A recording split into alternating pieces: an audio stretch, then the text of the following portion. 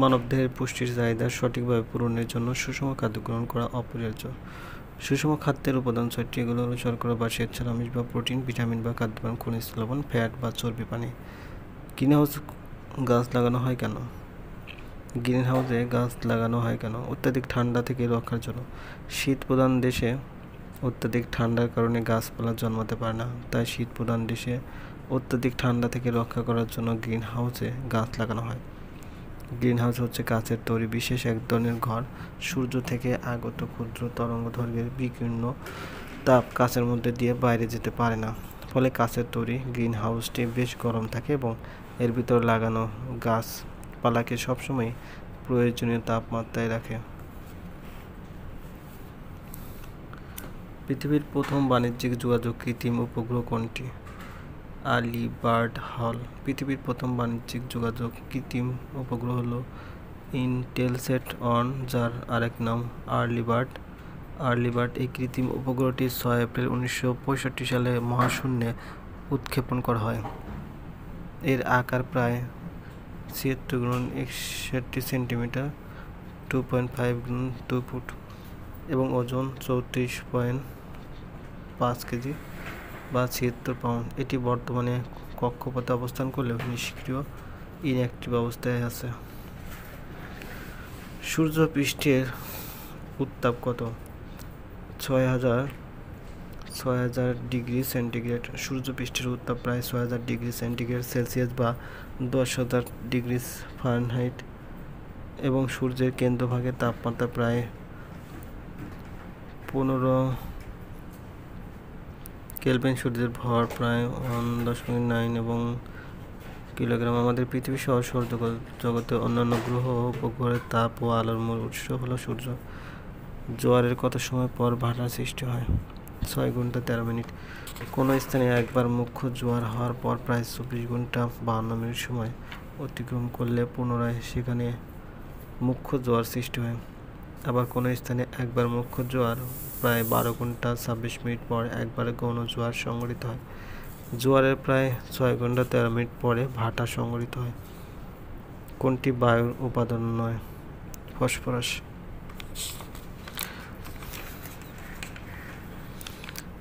মুসলিম মধ্যবিত্ত সমাজের নানা দুষ্টুটি কাজী ইমদাদুল হক তার আবদুল্লাহ 1933 উপন্যাসে দক্ষতার সাথে তুলে ধরেন। তবে তিনি উপন্যাসটির 30টি পরিচ্ছেদ সমাপ্ত করেছিলেন। বাকি 11টি পরিচ্ছেদ তার মৃত্যুর পর শিক্ষাবিদ আনোয়ারুল কাদির তার খসড়া অনুসরণ করে তার রচনা করেন। বঙ্কিমচন্দ্রের প্রথম উপন্যাসের নাম হচ্ছে দুর্গেশনন্দিনী। বাংলা উপন্যাসের জনক বঙ্কিমচন্দ্র চট্টোপাধ্যায়ের প্রথম বাংলা উপন্যাস মোগল পাঠানের যুদ্ধের পটভূমিকায় নর-নারী প্রেমের উপাখ্যান অবলম্বনে রচিত দুর্গেশনন্দিনী। 1865। কপালকুণ্ডলা 1966 তার দ্বিতীয় উপন্যাস। সামাজিক সমস্যার আলোকে কৃষ্ণকান্তের উইল 1878 প্রণীত হয়। বঙ্কিমচন্দ্রের মনস্তাত্ত্বিক উপন্যাস রজনী 1877। দক্ষিণ তালপট্টি কোন নদীর মোহনায় অবস্থিত? হাড়িয়াভাঙ্গা। দক্ষিণ তালপট্টি একটি দ্বীপ।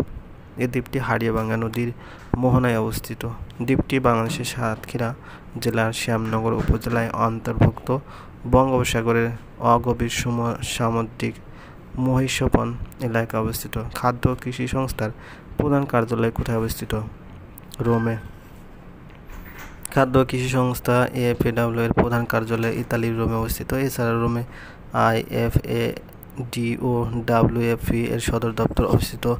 FAO প্রতিষ্ঠিত হয় 16 অক্টোবর 1945।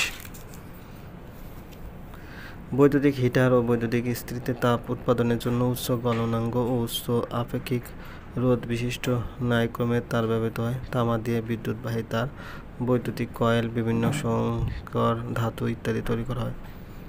পারমাণবিক চুল্লিতে জ্বালানি হিসেবে যে ইউরেনিয়াম ব্যবহার করা হয় তা 2 ধরনের ইউরেনিয়াম আইসোটোপের সংমিশ্রণ। এদের মধ্যে ইউরেনিয়াম 235 খুব গুরুত্বপূর্ণ।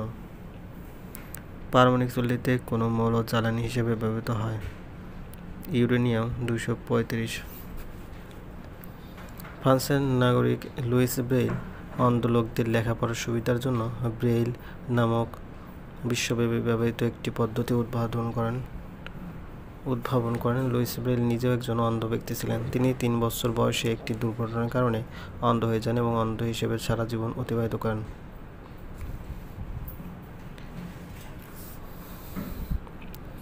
বাঁকুড়ার এক গৃহস্থের গোয়ালঘর থেকে চর্যাপদ আবিষ্কৃত হয় কোথা থেকে? নেপালের রাজ গ্রন্থশালা থেকে। বাংলা সাহিত্যের প্রাচীন যুগের একমাত্র নিদর্শন চর্যাপদ। চর্যাপদ হলো গানের সংকলন যা রচনা করেন বৌদ্ধ সহজিয়াগণ। মহোপাধ্যায় হরপ্রসাদ শাস্ত্রী নেপালের রাজ গ্রন্থশালা তথা নেপালের রয়্যাল লাইব্রেরি থেকে 1907 খ্রিস্টাব্দে চর্যাপদ আবিষ্কার করেন। মঙ্গল যুগের সর্বশ্রেষ্ঠ কবির নাম হচ্ছে ভারতচন্দ্র রায়গুণাকর। বাংলা সাহিত্যের সময়কালকে 3 ভাগে ভাগ করা হয়েছে। এর মধ্যে মধ্যযুগ বলতে 1201 থেকে 1800 খ্রিস্টাব্দ পর্যন্ত সময়কালকে বোঝায়। ভারতচন্দ্র রায়গুণাকরের জীবনকাল 1712 থেকে 1760 খ্রিস্টাব্দ। তিনি 18 শতকের মঙ্গল কাব্য ধারার শ্রেষ্ঠ কবি। তিনি ছিলেন নবদ্বীপের রাজা কৃষ্ণচন্দ্রের স্বভাবকবি। তার শ্রেষ্ঠ কীর্তি অন্নদামঙ্গল কাব্য 1752 থেকে 53 রচনা করেন।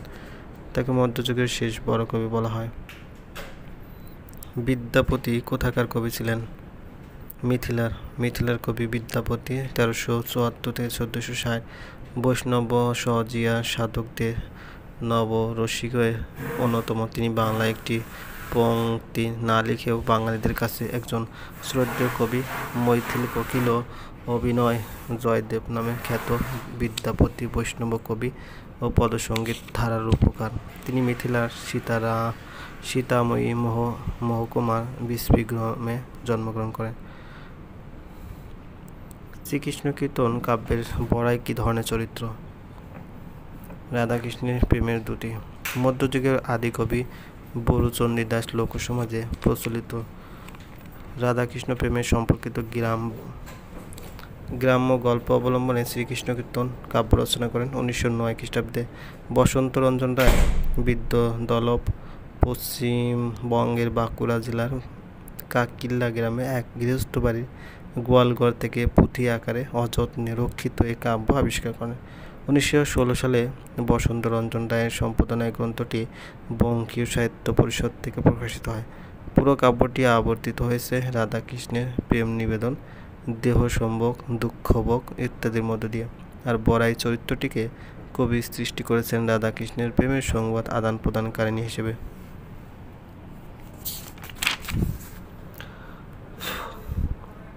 অতি প্রাকৃত শব্দের অর্থ অলৌকিক, অনৈসর্গিক, সুপারন্যাচারাল। রবীন্দ্রনাথ ঠাকুরের ছোট গল্পকার বিষয়বস্তুর দিকে লক্ষ্য করলে দেখা যায় তার গল্পে প্রেম, সামাজিক জীবনের সম্পর্ক, বৈচিত্র্য, প্রকৃতির সঙ্গে মানব মনের নিগড় অন্তরঙ্গযোগ ও অতি প্রাকৃতের স্পর্শ। তার অতি প্রাকৃত গল্পগুলো হলো গুপ্তধন, জীবিত মৃত, মণিহারা, ক্ষুদিত পাষাণ, নিশীথে সম্পত্তি সমর্পণ প্রভৃতি। অন্যদিকে এক রাত্রি, নষ্টনীড় ও মধ্যবর্তনী তার রচিত প্রেম বিষয়ক গল্প। বাংলা সাহিত্যের প্রথম মুসলিম ঔপন্যাসিক মীর মোশাররফ হোসেন রত্নাবতী উপন্যাসটি রচনা করেন 1869 সালে, যা